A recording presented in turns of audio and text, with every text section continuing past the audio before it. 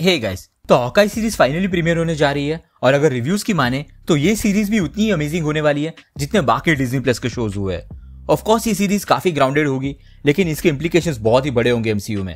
और फर्स्ट और second episode definitely कुछ ना कुछ जरूर रिवील करेंगे इन इंप्लीकेशंस के बारे में। इस वीडियो में हम इन्हीं एपिसोड्स के बारे में डिस्कस करेंगे। शुरू करने से पहले एक पोटेंशियल स्पॉइलर वार्निंग रहेगी एपिसोड 1 और 2 को लेके, और अगर आप इस चैनल पर नए हो तो सब्सक्राइब जरूर कर लेना सो दैट आपको हमारे लेटेस्ट वीडियोस की अपडेट्स रेगुलरली मिल सके। So without wasting any further time, let's get started.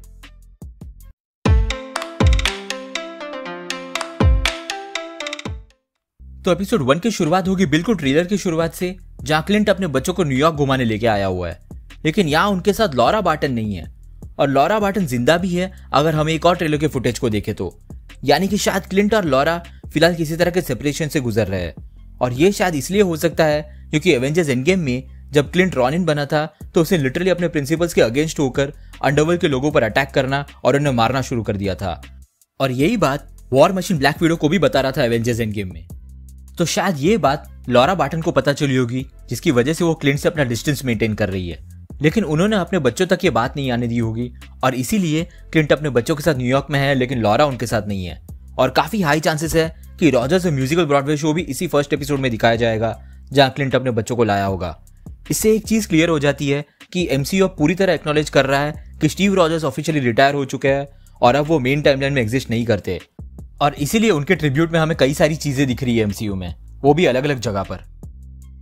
For example, falcon and the winter soldier के फर्स्ट एपिसोड में स्टीव रॉजर्स की शील्ड डोनेट कर देना स्मिथसोनियन म्यूजियम को, और अभी के सबसे रीसेंट स्पाइडरमैन नो वे होम के ट्रेलर में स्टैच्यू ऑफ लिबर्टी के टॉर्च के बदले कैप्टन अमेरिका की शील्ड हम देख सकते हैं, और अब हॉकाई में ये म्यूजिकल शो।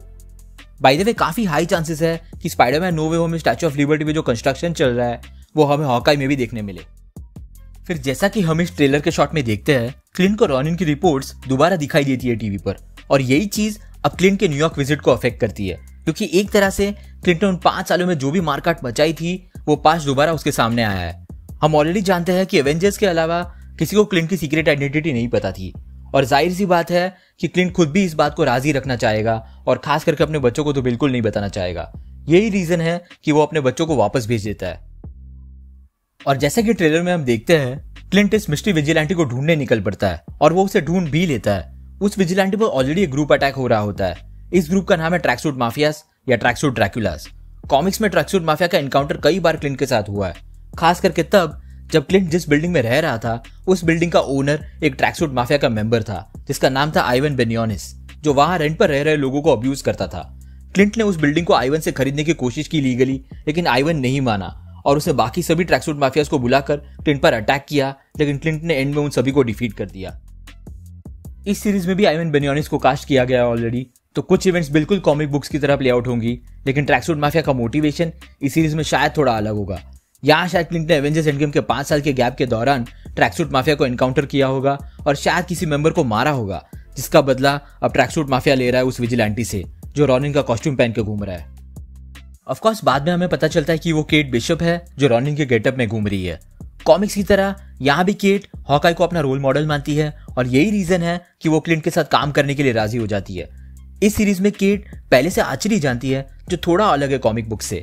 कॉमिक्स में केट हॉकाई से मिलने के बाद आर्चरी सीखती है, सो यहाँ हमें उसकी ओरिजिन स्टोरी थोड़ी अलग दिखाई देगी, जो कि इंटरेस्टिंग होगा।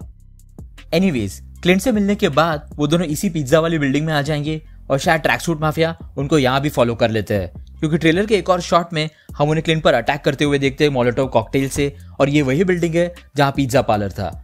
अब शायद क्लिंट यहाँ उन्हें डिफीट कर लेता है, और प्रॉब्ली इस जगह पे केट बिशप की थोड़ी बैक स्टोरी हमें पता चलेगी।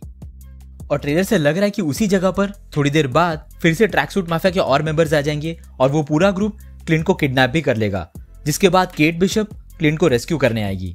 ये इवेंट थोड़ी देर बाद इसीलिए होगी क्योंकि अब हम केट को अपने क्लासिक कॉमिक बुक कॉस्ट्यूम में देखते हैं, ना कि रॉनिन वाले कॉस्ट्यूम में।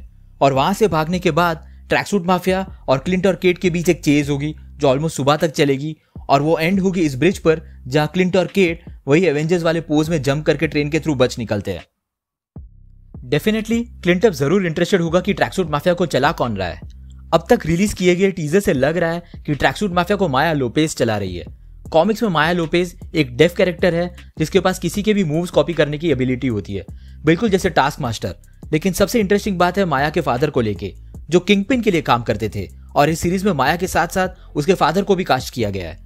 और अगर माया के फादर को कास्ट किया गया है तो डेफिनेटली किंगपिन को भी कास्ट किया ही गया होगा, क्योंकि माया के फादर को किंगपिन ने ही मरवाया था कॉमिक्स में जब वो छोटी थी, और माया की एबिलिटीज को देख के किंगपिन ने ही उसे गोद लिया था और किंगपिन ने ही उसे बड़ा किया।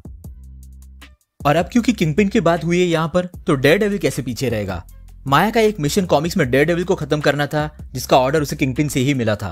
अब इस सीरीज में मैट मर्डॉक दिखेगा या नहीं वो श्योर नहीं है, लेकिन माया और मैट मर्डॉक डेफिनेटली कहीं ना कहीं फ्यूचर में तो मिलेंगे ही, क्योंकि माया का दूसरा नाम कॉमिक्स में एको था और मार्वल ने ऑलरेडी एक डिज्नी प्लस सीरीज इस नाम से अनाउंस कर दी है, जो हॉकाई सीरीज का ही कंटिन्यूएशन होगी। तो अब क्योंकि इतने सारे फेमिलियर कैरेक्टर्स इस सीरीज और इसके फॉलोअप में अपीयर होने वाले हैं, तो क्या आप एक्साइटेड हो इस सीरीज के लिए। और मल्टीवर्स अब ऑफिशियली खुल चुका है, तो अब दूसरे यूनिवर्सिटीज के कैरेक्टर्स के अपीयर होने के चांसेस भी बढ़ गए हैं। तो आपके क्या थॉट्स है इस सीरीज को लेके, नीचे कमेंट सेक्शन में जरूर बताना। अगर आपको वीडियो पसंद आया हो तो उसे लाइक जरूर कर देना, और अगर आप इस चैनल पर नए हो तो सब्सक्राइब करना मत भूलना। हम रेगुलरली ऐसे वीडियोस पब्लिश करते हैं। हमारी रिसेंट वीडियोस को देखने के लिए यहाँ पे क्लिक करें। Thank you so much for watching guys, stay safe.